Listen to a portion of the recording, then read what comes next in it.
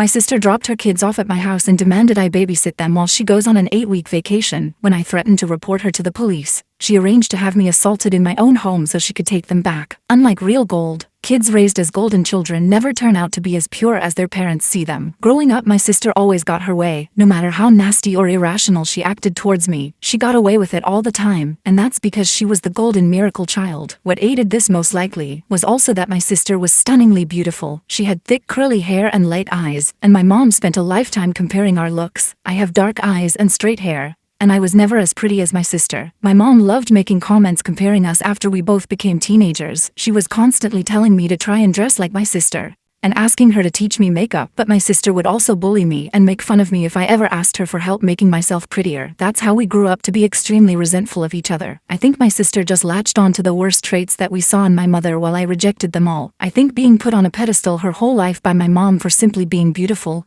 turned her into a rotten person who doesn't care about anyone but herself and thinks she can get away with anything just because of her looks. The way my mom compared us and put me down led to me having a lot of self-esteem issues, and as an adult I am very quiet and reserved, and some people describe me as a pushover. Recently I have been going to therapy to try to grow a stronger spine, even though it has been hard trying to stand up for myself in my relationships for the very first time. I feel like the way my family treated me really screwed me up as an adult, and it's hard for me to maintain any healthy friendships or romantic relationships. My sister even slept with my boyfriend in high school and senior year, and for no real reason. She never liked him and told me many times she thought he was ugly. My parents told me to let bygones be bygones when they found out what had happened. My sister wasn't even given out to, and that was a moment where I truly realized just how much they preferred her over me. The way that my dad just stood by and watched my mom emotionally get under my skin for my entire life made me feel like no man would ever stand up for me or see worth in me, and it's very hard for me to trust and connect when dating. But my entire life hasn't been completely awful because of my mom and sister, because the one upside of being the ugly sister growing up meant that I had zero social life and spent all my time studying. I ended up graduating high school with a 4.0 and landed myself a full ride at my #1 choice for university, which was great because my mom told me the night before I started high school that she was paying for my sister's college since she was the eldest,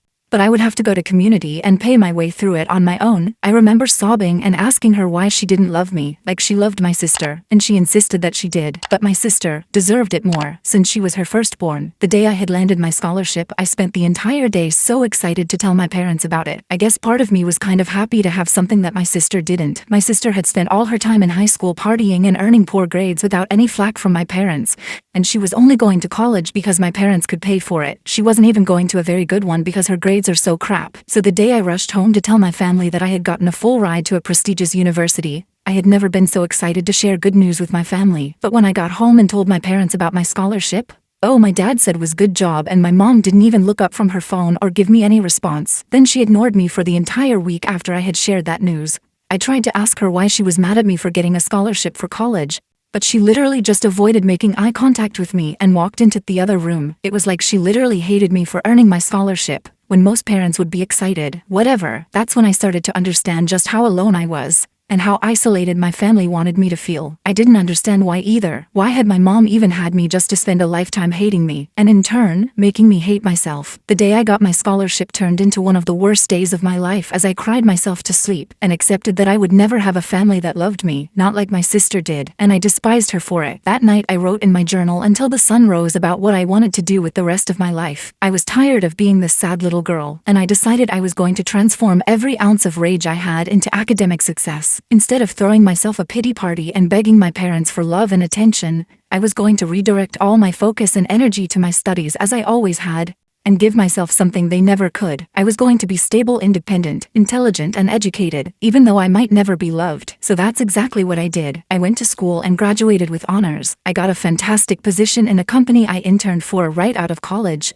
and I've been making 6 figures since I turned 23. When I came home for the holidays, I would tell my family about how I was doing, and I would get random compliments from extended family members. But my own parents never went out of their way to acknowledge or congratulate me for my accomplishments. As an adult, I knew better than to tell my mom about my high position at my company, or how much I was making, since I knew it would just make her resent me more. But I told my dad, and one year he even told me that he was happy for me. And it was the nicest thing either my parents have ever told me. But even as an adult, my mom still treated me like an unwanted guest. And although I only saw them during the holidays, she would do everything in her power to get the attention off me if anybody asked me a question, or directed the conversation towards me. For example, we were having Christmas dinner one year when my uncle congratulated me on a promotion I had been telling him about earlier that day. It was my second promotion within the company and I had gotten a significant raise as well. I had been telling him about how I was looking into purchasing my first house. My uncle mentioned the promotion and the potential house, and a few other extended family members congratulated me and were pretty unexpectedly kind about the news. Another one of my cousins asked me what area I was house shopping in, and that's when my mom cut me off and said, "This is boring. Can we change the conversation?" Then under her breath I heard her say, "It's probably not even true anyway." I ended up purchasing my house later that year, and when I posted about it on social media, everybody in my family liked the post except for my mom. I knew she was probably angry because my sister was having a completely opposite life experience than me. She had gone to college right out of high school, all paid for by my parents, and ended up failing out and getting pregnant by her first college boyfriend. I had a sneaking suspicion that my parents had asked her to get rid of the pregnancy, but she ended up keeping it and tried making it work with her baby dad, that she had only known for 4 months. Well, it turns out that they were completely incompatible, but I guess that didn't stop them from trying to make things work or solve their relationship by having another kid. I remember having to hold back tears when I saw her posting about having a second child, since I knew the baby was probably being born into a toxic environment, since my sister was such an awful person, as was her baby dad. I had met him at the holidays, but he never even bothered to remember my name or make conversation with me, and every year he would bring home trays of food, despite not bringing anything. Obviously my sister and I's relationship did not improve as we grew up, and we basically didn't talk to each other once we were both moved out of our parents' place. We had each other on social media, and the few times where we would see each other during the holidays, my sister would make nasty comments to me about my weight or the way I was dressing. I honestly think she was just projecting because I wear a lot of designer clothes and I like cycling through my designer purses, and she would constantly ask me what fake A purse I had brought this time. One year, as soon as I walked in the door for Thanksgiving, she looked me up and down and said verbatim, "I see you're dressed up again like the stuck-up bitch you are." It was so ridiculously rude and uncalled for, and she would even constantly insult me right in front of her kids, using curses and everything despite her kids being young. I don't feel bad saying that my sister is pure trash, and that I didn't feel bad for anything I did after she dumped her kids on my doorstep out of nowhere one day. I had just been relaxing in my house one weekend morning after a long work week when my doorbell rang, and I was completely shocked to see my sister's 10 and 7-year-old standing on my front porch holding overnight bags. When I asked them what they were doing here, they said their mom was going on vacation for 8 weeks, and that she said I was watching them. My sister and I hadn't spoken since our family's July 4th BBQ, where she told me not to have more than 1 plate because she was sick of staring at my muffin top. I had no idea why she thought I would be her free babysitter for 2 months. My nephews were good, quiet kids who were obviously confused as well, so I let them inside while I started calling my sister. My sister ignored my first 10 calls,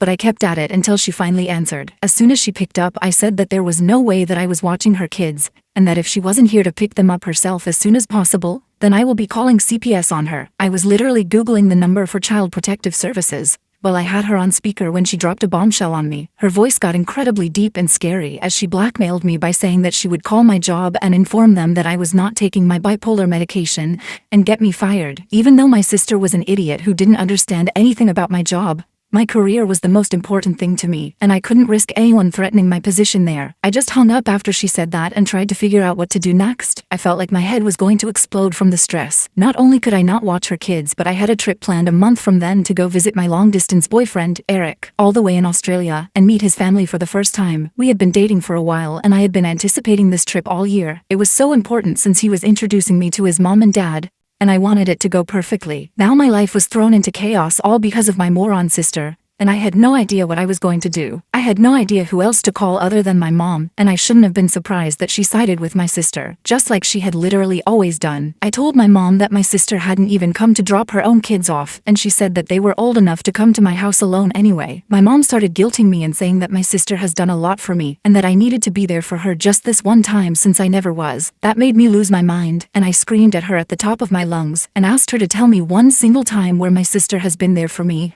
or improve my life in any way. I told my mom that both her and my sister had never been there for me, and had treated me like I was some unwashed dog in their house instead of their own family. I demanded my mom visit me so that worst-case scenario I could leave my mom in my house while I flew to Australia as my nephew's caretakers instead of me. I had very little hopes that my sister would abandon her trip to come back for her kids since she was so quick to dump them on me. When my mom finally got to my place, she was cold as ever, and looked at me with the same hateful eyes that she always had for me. We sat down in my living room and my mom explained to me that I was being an awful sibling to my sister as always, and lectured me about family being there in each other's times of needs. I ignored all my mom's appreciate crap and demanded to know exactly what kind of vacation sister was on that was so important that she would forget her kids and leave them with someone who essentially hated her, despite being her own sister. I told my mom that everything about this was weird and suspicious, and my sister disappearing for 8 weeks out of nowhere and leaving 2 young kids behind made no sense. And then I wanted the truth if I was going to be involved without consent like this. That's when my mom's face changed and eventually she admitted to me that my sister wasn't just going on some vacation, she was actually being flown out by her sugar daddy. I literally laughed when she said this because I thought she was joking, but her face was dead serious. I was so emotionally exhausted at that point, and I freaked out on my mom asking her how she could be okay with this in any way. I told her that she had raised a complete loser of a daughter who left the country to go see a sugar daddy,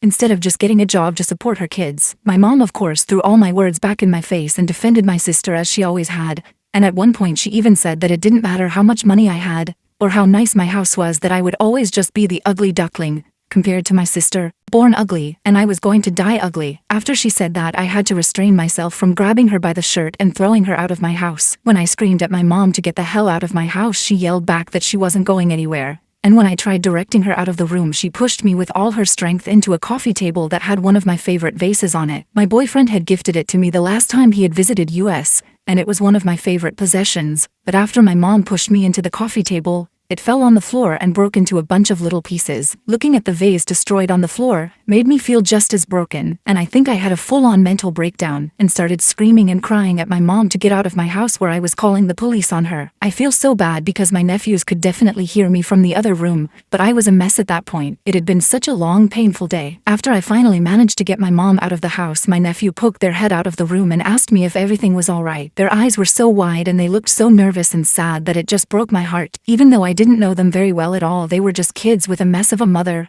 and I felt so bad for them in that moment. I ordered DoorDash for all of us and let them watch movies and play video games in my living room until they passed out late. When I finally got through to her, I immediately started yelling at her for completely disrupting my life, and I brought up CPS again. My sister just gave me this sinister laugh over the phone and told me again that it was my own choice, that I could either watch her kids or lose my job. At one point she hissed that she knew I was nothing without my job, and that I would go back to being a loser without it. This stung me right in the heart because it was the honest truth. I had my degree and a solid resume, but I really identified with my career success, and I would do anything not to lose it. At that point, I was crying and asking my sister why she hated me so much, and why she had abandoned her little kids for a sugar daddy. She just said that she was the type of woman who could make millions from a sugar daddy in 2 months, and that was something I never had to worry about. I think she was just trying to break me down and make me feel small at that point, so I just gave up, and honestly it was working. We went back and forth for a while until my sister literally hung up on me after a final threat of contacting my job, and I just broke down in tears again, realizing that I had no power against her. My nephews were downstairs watching a movie in the living room, and so I had privacy upstairs and decided to call my boyfriend. I hadn't had a chance to talk to him since my nephews had been left on my doorstep,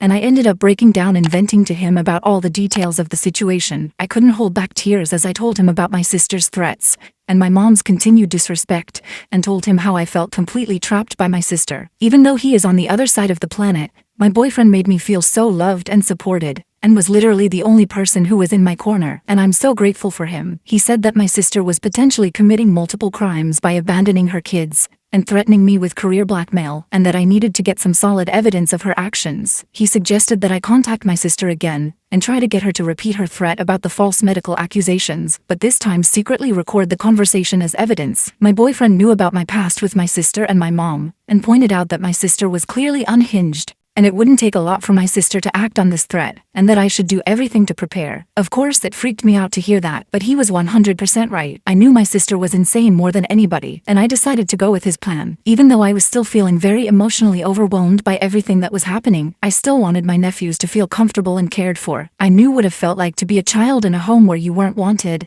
and I didn't ever want to make these innocent little boys who were related to me feel that way. I ended up going downstairs and playing a multiplayer video game with them for a little while, and it ended up being really fun. They were so surprised when I knew how to play first-person shooters, and were so cute as they were giggling and laughing while watching me get call after call. I wasn't expecting to bond with them after such a stressful weekend, but when we all ordered pizza together and had a contest to see who could eat the most pieces of pepperoni, I realized that I honestly loved the two little boys. They were nothing like their mom, even though I knew my sister couldn't have been a great parent. They were both super polite, and even though it took a little while for them to come out of their shells, they were both really sweet, funny little boys. They were very good about cleaning up after themselves, and were always saying please and thank you. As I was hanging out with my nephews into the afternoon, I realized that they both had holes in their socks, and my older nephew's clothes looked sort of small on him. I looked through the rest of the clothes my sister had packed for them, and realized that they were all either old or too small for the boys they were meant for. Again, I wasn't incredibly surprised that my sister was a cheap, neglectful parent, and I decided to take my nephews to the mall for some new wardrobes. I almost cried multiple times during that trip to the mall, because my nephews completely came out of their shells and were so excited and happy running around the mall. Like I said, I remember what it felt like to be a neglected child, and I just wanted them to feel like they could have anything they wanted and that I was there for them and wanted to make them happy. So anytime we walked past a window and they wanted to go in a store, we would go in, and I kept buying them whatever they wanted. It was impossible not to. My youngest nephew was missing his two front teeth, and every time he gave me his goofy little empty smile, my heart ached, and I had to buy him another little treat or toy. They left the mall that day with new clothes that looked great on them and fit them comfortably, and I had also bought them both Nintendo Switches. It was so hard not to spoil them. I didn't have kids in my own, and I had plenty of money to buy them the little things they wanted. When I had bought them the Switches, both of them broke down crying and hugged me, and I noticed the 10-year-old had started crying again during our ride home, and I asked him if he was okay. He looked at me through his tears in his eyes and asked me why I was being so nice to them and why they deserved it. I told him that they deserve my kindness because they were my boys too, and that they were kids, and that alone meant they deserved to be happy. This only seemed to make him cry harder, and he told me that he was feeling angry at his mom for keeping us apart. This broke my heart, and I told him that I was sorry that we hadn't been able to get to know each other before, but I was really happy that he and his brother were here with me now, even if I hadn't expected it. I asked him some questions about how his home life was, and it was exactly as I expected. My older and younger nephew both slowly started to open up to me about how much their mom poorly treated them at times. My heart felt like he shattered into a million pieces as I heard this. I knew that my sister and her baby dad were horrible people who were probably doing it, but it was another thing to hear it straight from their mouths and hear the pain in their voices. When we got home, I cooked a big dinner for all of us, and they played on their Switches together for the rest of the night. I left them alone in the living room to go call my sister again in my room, ready to play out the plan my boyfriend had given me. This time I tried my best to stay calm and collected on the phone, even though I wanted to call my sister every name in the book. And it wasn't difficult to steer the conversation towards the medical accusation. As soon as I brought up CPS again, my sister freaked out and threw the threat at my face, insisting I would be fired for being a crazy bitch in secret and saying that she didn't care if I was actually taking my medication or not. Nobody was going to know if she was lying. She just kept telling me that nobody would believe a crazy sick bitch like me, and that I didn't deserve my job anyway. I honestly think my sister might have been on drugs herself during this call, because she sounded strung out and just kept repeating crazy phrases. After I had gotten what I needed out of the call, I hung up on my sister as she just kept saying that I didn't deserve anything in this life. I didn't deserve anything over and over again. Whatever. I pushed her words out of my mind as I made sure that I had recorded the entire call successfully. I had my sister recorded on audio saying that she was going to make false medical accusations to my employer. I realized how genius my boyfriend had been to suggest getting this recording, and I started emotionally preparing myself for the fallout if my sister followed through with her threat. After getting the recording, I tried my best to calm down and put my nephews to bed. The next morning before they woke up, I called CPS as soon as the line opened and reported the entire situation. I explained how my sister had abandoned her children and how we were completely estranged. I even want us to say that she had not only abandoned them, but left them here under completely false pretenses, and then used manipulation and coercion to force me to take care of them. I was surprised that CPS was actually pretty helpful, and I shared the recording with them. The agent that I spoke took a moment to listen to the recording and said that it was clear that my sister was using blackmail to neglect her children, and was certainly committing a litany of crimes. The agent informed me that they would be opening an investigation immediately, and that my sister would be contacted as soon as possible. I was shaking after the call and tried to decompress the best that I could, and spend the rest of the day with my nephews, relaxing and bonding with them. My mom ended up calling me the next day, and I really have no idea why I even picked up. I think I was just still so disoriented and emotionally vulnerable, and ended up getting into another huge fight with her over the phone. I let it slip to her that I had gone and called CPS, and then my sister would finally pay for the way she treated me, and my mom hung up as soon as I said that. I'll be honest, I was shaking after those calls. Just making the call to CPS was so nerve-wracking, and then fighting with my mom over the phone and telling her about CPS felt like a huge mistake. I didn't regret calling CPS, but I knew that my mom would do anything to protect my sister, and that she didn't care about my nephew's safety just the same as my sister. All I really knew about my mom was that she hated me,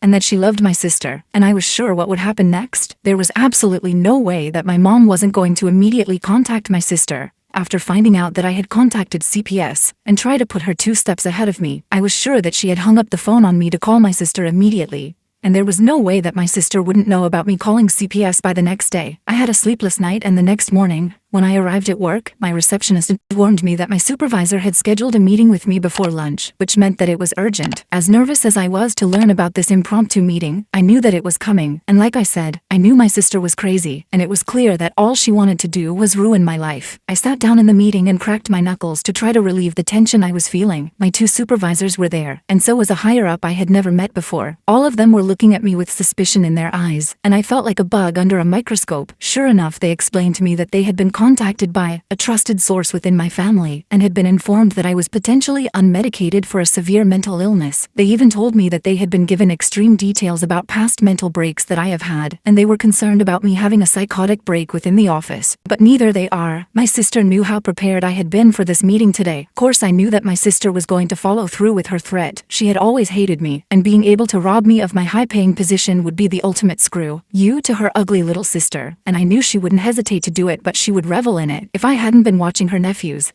even if I hadn't called CPS, then I'm sure that she would have held it over my head and just kept blackmailing me into doing whatever she wanted me to do for her. So in a way, I was happy to be dealing with this and getting my sister's crap out of the way. I took out my briefcase and gave all of the supervisors a copy of my doctor's letter, as well as the attached documentation that proved that I had been diligently following my medication regimen. There was proof going back almost 5 years that I had never missed a prescription pickup date, and that my medication had been regular, as well as my moods. I had verification from not only my primary care physician, but my therapist and my psychiatrist as well. I gave my supervisors an informative but concise explanation into the issues within my family and my sister's own mental health struggles, and informed them that the claims were completely unfounded, and they could be sure of my stability based on all the medical paperwork I was providing for them. My supervisors took a while to look through all the paperwork, but as soon as they saw that I had medical evidence from multiple MDs, they seemed completely satisfied and even apologized to me for the inconvenience of calling me into this meeting, and explained that they just had a responsibility to do their due diligence before they closed this matter. My one supervisor even took the opportunity of the meeting to congratulate me on the successful quarter I had just had,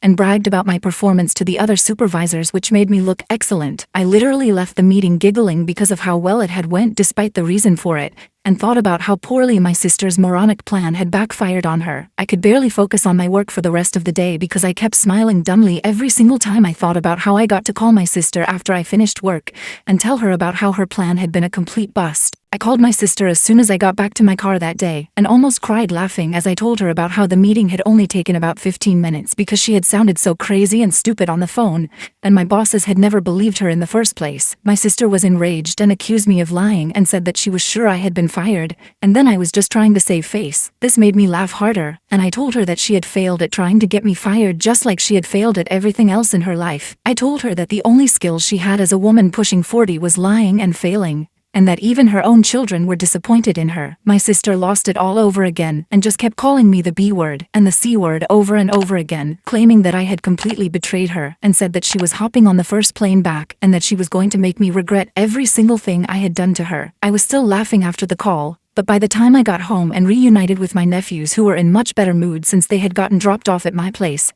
I realized that this whole situation was far from over and might get worse before it got better. All I knew for sure was that my sister was completely out of her mind, and now she was flying home from another country to come get revenge on me. I realized that I was honestly terrified of what was going to happen next. My sister basically had nothing to lose at this point, and she had always been unhinged, and I started to fear for my safety. Then I started to think about my nephews. I wondered if I had made a mistake calling CPS. A huge part of me wished my sister had lost her passport overseas and never came home. I had gotten so much closer to my nephews in the past couple days, and I realized that my heart was going to break when they had to leave. I didn't want to say goodbye to them. I didn't want to watch them walk back into my sister's arms. She was perpetuating the same thing my mom had done to me, and I realized I hated her more than anyone on this earth. I checked on my sleeping nephews as I couldn't sleep since my mind was racing, and I cried quietly in the hallway after closing the door to the guest room. They were such innocent little boys and they didn't deserve any of this. The next day was a complete shit show. I was awoken to the sound of somebody knocking on my door, although it sounded like somebody slapping a sandbag over and over on my front door. When I opened it, there was my sister next to a guy who had to be maybe 6'5" and weighed almost 300 pounds. He was gigantic and one of his hands was the size of my entire head. I can barely see my mom standing right behind him, and before I could even open my mouth to tell them to get the hell off my property, the man put his hand on my shoulder and shoved me down with all his might. My sister and my mom and the stranger all made their way inside my house, and I was collapsed on my floor as soreness sank into my shoulder where the man had thrown me down. I immediately started screaming at my sister for bringing the stranger to my house and screaming at him not to touch me, but he seemed to speak only Russian. I had no idea how this was even happening, and then I realized that my sister had beat CPS to my house. They have been scheduled to come around 11 a.m. that day, but my sister had busted my door down at 8 a.m. My nephews had been woken up by all the commotion and were walking out of the guest room with sleepy eyes at that point. I tried to get in between them and protect them from the stranger, but my sister barked at the man to go put my nephews in the car. It was complete chaos. Once they realized what was happening, both my nephews started asking my sister to leave them with me. I tried again to pull my oldest nephew out of the huge stranger's arms, but this time he grabbed my head and threw it into the wall. I saw stars as I sank to the floor and watched him carry my two little nephews out of my house. There was nothing I could do. My mom was crying too, but she left with them as well. Before they all walked out of my house, my sister walked over to me as I held my head in my hands, and when I looked up at her, she spit at me square the face. It was the most disgusting thing anyone's ever done to me, and one of the worst days of my life. They all drove off in this giant black Suburban that I had never seen my sister in before. I had no idea who the man was, and I couldn't believe the trauma that my sister had just inflicted upon everyone. She hadn't even let them take any of their stuff. They had left without any of their clothes, neither of their switches, and no breakfast. My heart broke for them, and I had an anxiety attack like I had never had before. I didn't realize how much it would hurt to care so much for my nephews, but I seriously love those boys with all my heart, and I just wanted to protect them and make sure that they were cared for, like I never had been when I was their age. But now they were scared and shoeless, in some random car with my psychotic sister and a humongous stranger. I was so disgusted with my mom's behavior. I couldn't believe she had just stood by while she watched that huge man toss me around in my own home and pull my nephews out of their aunt's house without a word. I couldn't believe how evil my family had become, and I couldn't stop thinking about my nephews. After I calmed down from my anxiety attack, I realized that I needed to snap into action and that time was of the essence, and I was running out of it. When I finally came to my senses, I immediately called the police, and it turned out that they were already aware of the ongoing investigation because of Child Protective Services being involved and having an open case against my sister. I gave them all of the details of what had just transpired in my home only minutes before, and the officer on the line was actually incredibly helpful. My voice was shaking, but I tried to stay steady and focused as I described the stranger, and I racked my mind to try to remember the image of the license plate. Luckily, because of how much responsibility I have in my job, I was used to picking up on and remembering little details that other people ignored, and I somehow managed to remember every single number and letter on the Suburban's license plate. I gave the cops a description of the stranger, the full license plate, and a description of the outfits that my mom and sister were wearing. I really do think my sister was high on some sort of uppers when she came to my house that morning. She looked absolutely feral and had this wild look in her eyes. I think she had been doing substances since she had landed overseas wherever she was vacationing with her sugar daddy. My sister was crazy, but it was like something snapped in her, and I had never seen her act so truly unhinged and detached from reality. After I gave the cops every single little detail that I possibly could remember about my sister and the car they had driven away in, I hung up and did my best to take my mind off things, but I literally could not focus on anything else. I couldn't sleep, I couldn't eat, I couldn't nap, I couldn't watch anything on TV. I just kept seeing my little nephews' faces in my head every time I closed my eyes, and could not think about anything else except making sure that they were okay. I thought more about my mom and why she had always made excuse after excuse for my sister, and how it had enabled my sister to grow up into becoming a truly evil person. I even found myself thinking about my sister's trip, wondering what kind of stuff she had done there, if she really had a sugar daddy, and how much he had paid her. I wondered if the money she had made on her trip had truly been worth it. I even found myself thinking about what it would be like if it was just me and my nephews. I had the room for them, and now I definitely had the room for them in my heart as well. The more I thought about it, the more I wanted that outcome. My sister out of the picture, and just me and my nephews. I could give them everything that my sister couldn't, and if my sister sister and I ended up in front of a judge in a custody battle over my nephews. The judge would be staring at one woman with an overseas sugar daddy and another with multiple degrees and a penthouse office. I tried to think positive things, but random dark anxieties about my nephew's safety kept leaking into my mind. I wondered if the giant man she had brought in my house was her sugar daddy. I wondered if he was with my nephews. I had just been laying on my couch staring at the ceiling, overthinking, not realizing how much time had passed.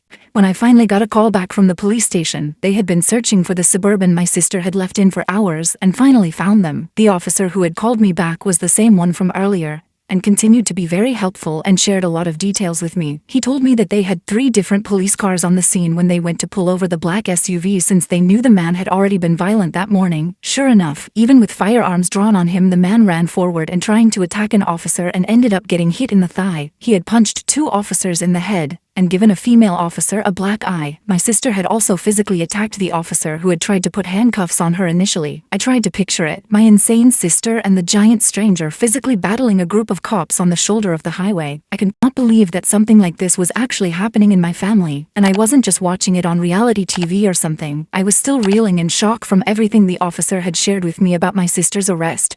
When he began telling me that my sister actually wanted to speak to me, I couldn't believe my ears, and he confirmed that my sister was sure that she wanted to use her one call on me. I asked the officer if he thought she was going to ask me for bail money, and he was honest and said yes, that's what she was screaming about. I told the officer that I wasn't even going to take her call, and that she could rot in there for all I cared. The officer ended up giving me an understanding laugh, and I finally finished up the call without speaking to my sister. It was a complete mess, even though my sister was finally behind bars where she belonged. I found out my nephews were in CPS protection, and although they were safe, I was so worried. I also only had a week until my Australia trip, and if I didn't go, I would be losing thousands and thousands of dollars in bookings. Also, as I had mentioned earlier, if I cancel this trip, it would have looked extremely disrespectful to my boyfriend's family before I even got a chance to meet them. I had planned on marrying my boyfriend one day, and the last thing I wanted to do was give his family a bad first impression of me if I was going to be in their life forever. I called CPS to check on my nephews and just asked if I could speak with them, but they didn't let me. I tried to explain to them that I was family,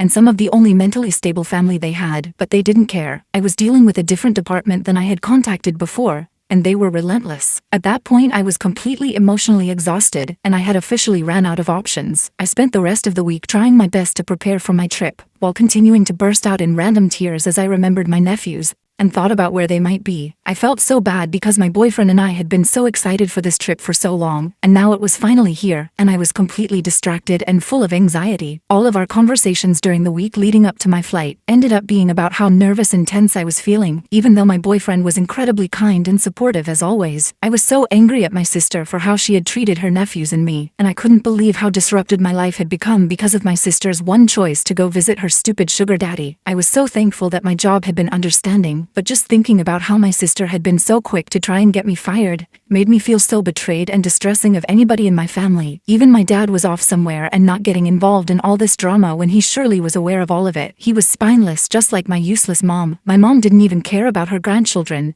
She had enabled my sister's idiot choices, and that had led to her grandchildren being in the custody of strangers. I was sitting at the bar at the airport on the day of my flight to Australia, 2 cocktails deep, when I started looking at some photos of my nephews that I had taken while they were staying with me. We had taken these silly photo booth pictures at the mall all together, and I couldn't help but begin crying all over again over how much I loved and missed them. I decided that that would be the last time I cried until I landed back in America, and told myself that I really needed to try my best to enjoy the time with my boyfriend and his family. I had a life as well, and I couldn't let my sister ruin my time, even from all the way across the globe. My time in Australia ended up going amazingly. I hadn't seen my boyfriend in months, and when he ran to me in the airport and picked me up princess style, I felt my heart explode from happiness. I had been through so much in those past couple of weeks, and just being back in the arms of my boyfriend, who was so warm and caring to me, made me feel so healed, and he spent every moment of the trip catering to me. Meeting his family went excellently, and I got along with both of his parents as soon as I was introduced. They turned out to be really fun, active people, and we did a lot of sightseeing together where they took me to their favorite nature hikes and views in their area. At one point, my boyfriend took me on a hike, just the 2 of us, to his favorite secret waterfall,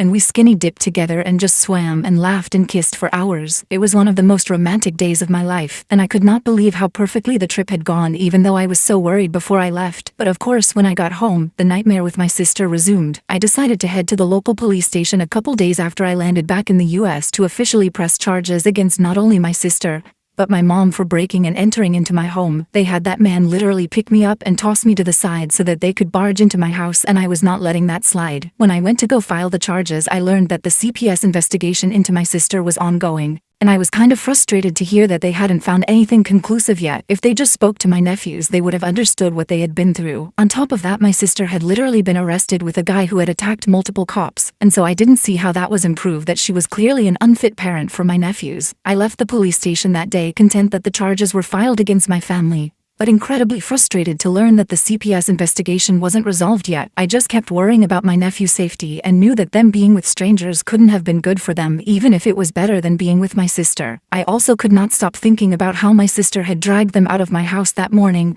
without letting them grab any of their things. My youngest nephew had this little dog plushie that he brought literally everywhere. I had been sleeping with it ever since my sister had taken my nephews away that day, and some mornings it made me want to cry just to wake up and see that little plush dog looking back at me. Like I said, my sister hadn't even let them put their shoes on. The poor little boys were probably so disoriented and felt so lost and abandoned, and I just wanted to make things right for them. But I felt like I had no power until CPS finally made a decision. About a month after my sister's arrest, after calling CPS every single day and demanding updates on her case, they had finally come to a conclusion. They had made a decision to officially remove both my nephews from my sister's custody and put them in protective care. When the CPS agent first explained this to me, I was annoyed. I asked him to explain how that was any different than what had been going on, and they said that it now meant that my sister was not only being taken to court, but she would have to go to court if she wanted custody back of her kids ever again. I asked the CPS agent if it was likely she would win if she tried to get custody back, and the CPS agent told me that it depends if any other more fitting relatives would show up to court and ask for custody of my nephews. I knew immediately that that was what I was going to do, and I opened a separate court case in an effort to try to win custody of my nephews. I didn't care how long it took, I didn't care how expensive the legal fees would be, and I opted to get the best lawyer that I could afford to work on my custody case, since I knew it was one of the most difficult legal battles you could enter into. But before the custody case even started, the case I had against my sister for the breaking and entering into my home was the first one to begin. I know some people might judge me for taking my own sister to court, but I literally would have fist-fought her in a Wendy's parking lot at that point. But I figured I should follow the law if I ever wanted custody of my nephews. At the end of the day, that was my only goal in all of this. I just wanted my sister out of the way and my nephews back at home with me. On the first day of our trial, I saw my sister in court, and it was the first time we had seen each other since the day she had broken into my house and let the man attack me. The very last interaction her and I had was me looking up at her and her spitting a huge glob of spit directly into my face, so it was fair to say that neither of us were excited to see the other. Well, the trial began, and eventually the judge mentioned that I had opened a custody case against her for full custody of my nephews. I guess my sister's public defender hadn't informed her before then, and she was finding out for the first time in the courtroom that day. Well, my sister has never been one to react well to bad news, and after the judge let the news slip about my custody charges against her, my sister completely snapped. Despite us being in the middle of a courtroom, my sister slowly angled her body towards me, screamed my name, and then pounced on me like some sort of crazed hyena. She was clawing and scratching on my face and trying to rip out chunks of my hair. It didn't take long for the bailiff to come over and pull her off of me, but she managed to bite down extremely hard on my forearm right before he got to her. It was one of the worst pains I had ever felt in my life, and the bite looked nasty and ended up getting infected. All this happened right in front of the judge, and once everything had calmed down, I knew my sister had just sealed her entire fate. It took months and months, almost 2 years actually, for all of the criminal charges against my sister to pass, and for her to finally get locked up for good. She was serving a life sentence thanks to all of her crimes stacked up on top of each other, and there was no way she was seeing the light of day anytime soon since her chances for appeal were so poor. I never dropped the breaking and entering charges against my mom, and the only way my mom managed to stay out of prison was by testifying against my sister in court and throwing her under the bus. I don't think I've ever felt such sweet satisfaction as watching my mom blame my sister for everything that had happened, while sobbing her usual crocodile tears. I could not believe that my mom was finally betraying her perfect golden child, even though it had taken a lifetime, as well as the government's help. I knew that day, looking up at my mom on the stand,